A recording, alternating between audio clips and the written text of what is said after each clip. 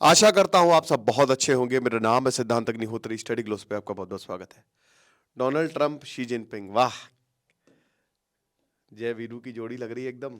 अच्छा कार्टून छपा था टाइम्स ऑफ इंडिया में, और वही हिसाब किताब है कि दोनों ने शायद दोस्ती कर ली है। और यहाँ पे भगवान बुद्ध यही बोलते हैं कि खुद के ऊपर काम करो, दूसरों के ऊपर डिपेंड मत रहो। तो बुद्ध जो है वो नरेंद्र मोदी को समझा रहे हैं। अच्छा कार्टून है। ये बताता है कि आप अमेरिका पे बिल्कुल भी भरोसा नहीं कर सकते मेरे दोस्त, चाहे जो भी हो जाए। अमेरिका आपके लिए कभी नहीं सोचेगा, अमेरिका हमेशा अपने लिए सोचेगा। तो सबसे पहली बात यह है कि डोनाल्ड ट्रंप ने चाइना के खिलाफ अपना स्टैंड पूरी तरीके से बदल लिया है। ठीक है, डोनाल्ड ट्रंप ने पॉलिसीज में रिवीजन किया है, रिवर्स किया है अपनी पॉलिसी को। जहां लग रहा था कि पिछला टर्म चाइना को लेकर बहुत ही ज्यादा डोनाल्ड ट्रंप ने ऐसी की तैसी कर दी थी, ट्रेड वॉर तो होके रहेगा, लेकिन इस टर्म में स्टैंड ही बदल गया है। और यहां ऑप्टिमिज्म, पॉजिटिव हमको देखने को मिला है एटीट्यूड डोनाल्ड ट्रंप का कि कोई बात नहीं, हम तुम पे 90% नहीं, खाली 10% ही टैरिफ लगाएंगे। तो सब के सब हैरान परेशान है कि ऐसा कैसे हो सकता है, हमारे गोलू मोलू ट्रंप ऐसा कैसे कर सकते हैं दादाजी। तो वही है, अब भारत के लिए तो डेफिनेटली कोई अच्छी खबर है नहीं क्योंकि हमको ये उम्मीद थी कि अगर डोनाल्ड ट्रंप चाइना के ऊपर टैरिफ लगाएंगे, चाइना को बाहर करेंगे, तो भारत के लिए रास्ता खुलेगा, भारत के लिए एक बढ़िया अपॉर्चुनिटी है। लेकिन अभी ऐसा बिल्कुल भी देखने को नहीं मिल रहा है। डोनाल्ड ट्रंप ने जो स्पीच दी उसमें चाइना का जिक्र बिल्कुल भी नहीं था, चाइना को डायरेक्ट अटैक नहीं किया। पहले इन्होंने किया था, अब ये बोला तौबा तौबा। उसके बाद टैरिफ को रिड्यूस कर दिया है सीधा 10% पे लिया है। जहां पे कहा ये 60% टैरिफ के करीब जो है चाइनीज गुड्स पे लगाने वाले थे, उसको सीधा 10% पे ले आए। रीजनेबल है यार, 10% तो आमतौर पे होता ही है। फिर उसके बाद बोला कि देखिए, वो भी हमारा मन करेगा तो यूज करेंगे, नहीं करेगा तो नहीं करेंगे। फिर उसके बाद फेंटानिल एक्यूजेशन जो 10% टैरिफ है, डोनाल्ड ट्रंप ये कहते हैं ना कि चाइना जो है फेंटानिल बेच रहा है, एक तरीके का ड्रग है, जिसकी वजह से ड्रग क्राइसिस अमेरिका में है। बहुत सारे यहाँ पे चाइना के ऊपर आरोप लगाए हैं। जो टिकटॉक को रियायत दी वो बहुत बढ़िया, 17 करोड़ लोग जो है, आधा अमेरिका टिकटॉक यूज करता है। अब देखिए, अल्टीमेटली वोट्स जो है वो लोग देते हैं, ये हमको समझना है। तो लोगों के लिए आपको काम करना है, तो लोग टिकटॉक यूज करते हैं। तो भाई, चाइना से बातचीत चली रही थी, तो फाइनली अमेरिका ने इसको भी एक्सटेंड कर दिया है। देखिए, ये कल मैंने आपको बताया था ना कि असली पावर कौन कंट्रोल करता है, असली इंडस्ट्रियलिस्ट, ये मीडिया पर्सन, इन सबके पास होती है। अब टिकटॉक से चाइना बहुत तरीके से कंट्रोल कर सकता है अमेरिका को, और काफी एडिक्टिव है टिकटॉक। ठीक है, चाइना के प्रोडक्ट ने अमेरिका में धूम मचाई हुई है। तो डोनाल्ड ट्रंप ने बोला था हम टिकटॉक को ही बैन कर देंगे, लेकिन फिर अभी उसको भी रोक दिया है, एक्सटेंड कर दिया उस बैन को। और सबसे बड़ी बात, डोनाल्ड ट्रंप स्पीच देने वाले थे, 3 दिन पहले उन्होंने शी जिनपिंग से बात की। ठीक है, फेंटानिल, टिकटॉक के बारे में, ट्रेड के बारे में। और उसके बाद डोनाल्ड ट्रंप का जो स्टैंड है वो बहुत ही ज्यादा शांत हो गया है। डोनाल्ड ट्रंप एक तरीके से चाइना को उस तरीके से अब अटैक नहीं कर रहे जैसा ये पहले करते थे, राइट। तो यही है, हार्वर्ड ग्राहम एलिसन बता रहे कि भाई हम तो सरप्राइज्ड हैं, हमको नहीं समझ में आ रहा कि ऐसी कैसी हो गया, एकदम से यू टर्न कैसे मारा गया है, ये रिलेशनशिप में बदलाव कैसे देखने को मिले। जहां डोनाल्ड ट्रंप एकदम टॉक्सिक पार्टनर की तरह एक्ट कर रहे थे, वहां एकदम से वो मोस्ट लवेबल पार्टनर यहाँ पे चाइना के दिख रहे हैं। ठीक है, तो वही है कि इसको चाइना हॉक कहते हैं मेरे दोस्त, ऐसा ही चलने वाला है। अब इतना आसान नहीं है, चैलेंजेस इट्स क्वाइट।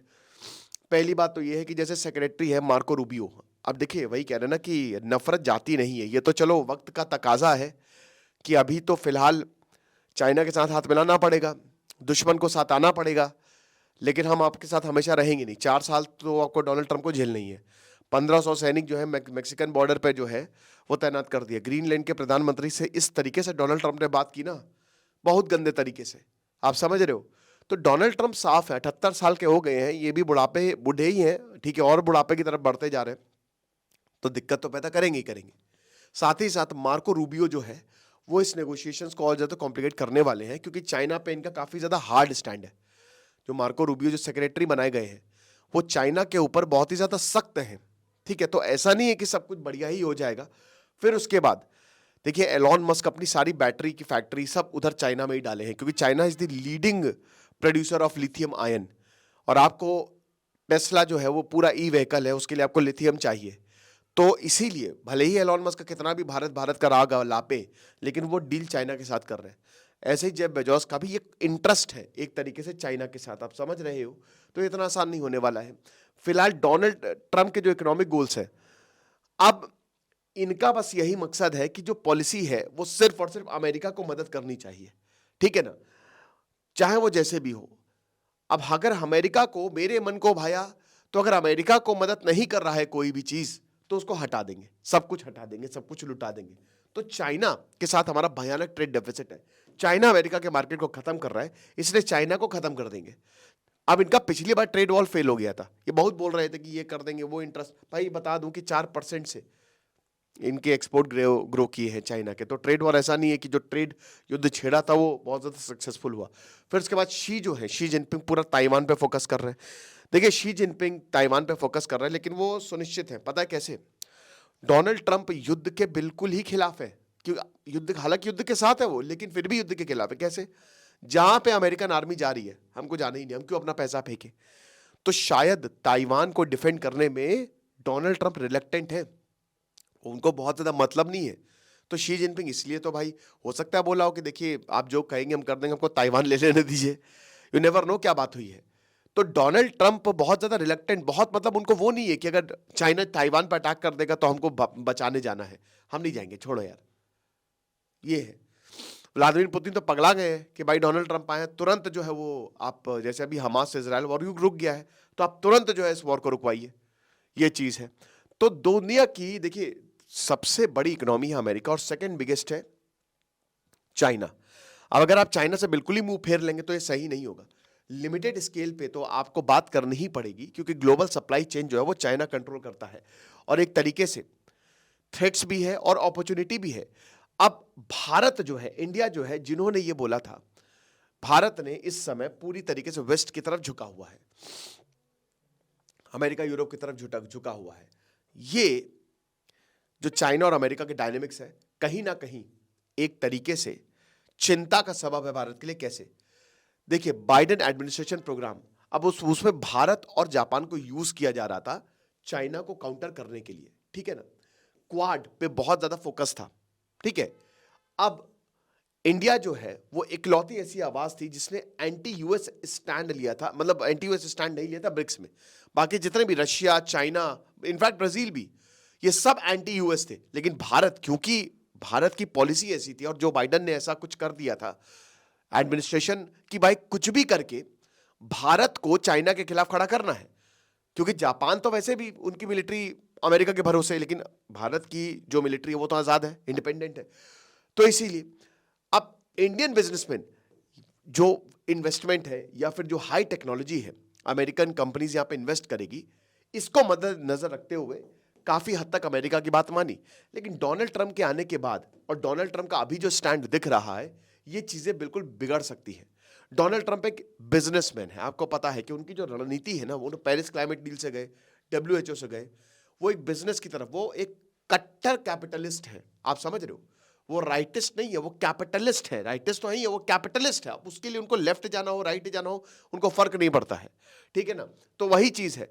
तो इनका जो कंसिडरेशन है वो काफी ज्यादा प्रैक्टिकल आदमी है ये, ठीक है। वो टेक्नोलॉजी में इंटरेस्ट, वो आइडियोलॉजी, टेक्नोलॉजी, वो जो मदद करेगा अमेरिका को, वो उसमें इंटरेस्टेड है। अब उसके लिए चाहे भारत बर्बाद हो, चाहे अमेरिका बर्बाद हो, चाहे रशिया बर्बाद हो, चाहे चाइना बर्बाद हो, उनको मतलब नहीं है। तो ये चीज समझनी है आपको। और बाकी प्रॉब्लम जैसे जियो पॉलिटिकल इशू, ताइवान क्वेश्चन और जो भी वो सब सेकेंडरी है ट्रम्प के लिए, दे डज नॉट मैटर। तो एक तरीके से ताइवान इतना मैटर नहीं करता है, क्या नाम है, अमेरिका के लिए, ना ही इंडिया करता है, ठीक है, कोई नहीं करता है, सिर्फ अमेरिका करता है, और उनका पैसा करता है, ठीक है। किसी तरीके से अमेरिका, हर अमेरिकन को खूब ज्यादा पैसे दे दो, खूब ज्यादा अमेरिका को पास पैसे आए, ताकि सब बढ़िया हो। तो अब डोनाल्ड ट्रंप के एक्शन से जो है वो जाहिर सी बात है वेस्टर्न अलायंस को वीक करेंगे। ये साफ साफ यूरोप को आड़े हाथों लिया उन्होंने, ठीक है, अरे अपने ही राज्य को आड़े हाथों ले रहे हैं। तो अब ये चाइना इससे में बहुत ज्यादा खुश होगा, क्योंकि जब यूरोप के पास या बाकी वेस्ट के पास या बाकी देशों के पास कोई ऑप्शन नहीं बचेगा, अमेरिका जो मदद करता था वो अगर नहीं देगा, तो जाहिर सी बात है चाइना ग्लोबल लीडर बनेगा ना। पेरिस एग्रीमेंट से अगर अमेरिका ने विड्रॉ किया है, या डब्ल्यूएचओ से अगर अमेरिका ने विड्रॉ किया है, तो उसमें चाइना आगे आएगा, ठीक है। और हर देश के साथ जो रिलेशन है अमेरिका के, वो बहुत ही ज्यादा, भाई ग्रीनलैंड हो गया, कनाडा हो गया, जिस तरीके से वो रेटोरिक, वो जो जो बोल रहे हैं, काफी वीक वो करते जा रहे हैं अपनी। उसके बाद जो वेस्टर्न अलायंस है वो भी बहुत बड़ा एक ऑब्स्टेकल है, बहुत बड़ा रोड़ा है चाइना के आगे। ठीक है, अभी चाइना, रशिया, ईरान ये साथ में है और उनको भी पता है कि जब तक अमेरिका वेस्ट है इनको तोड़ना पड़ेगा, आपको तोड़ना पड़ता है। तो वही है कि जो 1972 रिचर्ड निक्सन चाइना गए थे, जिसने एफडीआई और इकोनॉमिक ग्रोथ के लिए डोर्स को ओपन किया था, डोनाल्ड ट्रंप कुछ उसी तरीके से दिख रहे हैं। ठीक है ना, जो रिचर्ड निक्सन ने 1972 में किया था, शायद डोनाल्ड ट्रंप अभी कर रहे हैं। तो यही हिसाब किताब है। और भारत, वही मैंने बोला, भारत के लिए ये अच्छी खबर तो नहीं है। ठीक है, क्योंकि हमको भी अल्टीमेटली यार देखो, अपना तो सोच नहीं है, हमको भी एक ग्लोबल पावर तो बनना ही है, तो ये करना पड़ेगा। लेकिन हम दूसरों की तरफ, दूसरों के ऊपर डिपेंड नहीं हो सकते। ये भी सोचना है कि आपको, आप दूसरे के कंधे पे बंदूक रख के नहीं चला सकते। आप खुद इतने सक्षम होइए कि आपके पास देश आए कि हाँ हमारी मदद कर दो। आपको क्या लगता है, मुझे कमेंट बॉक्स में बताइएगा। Thank you so much.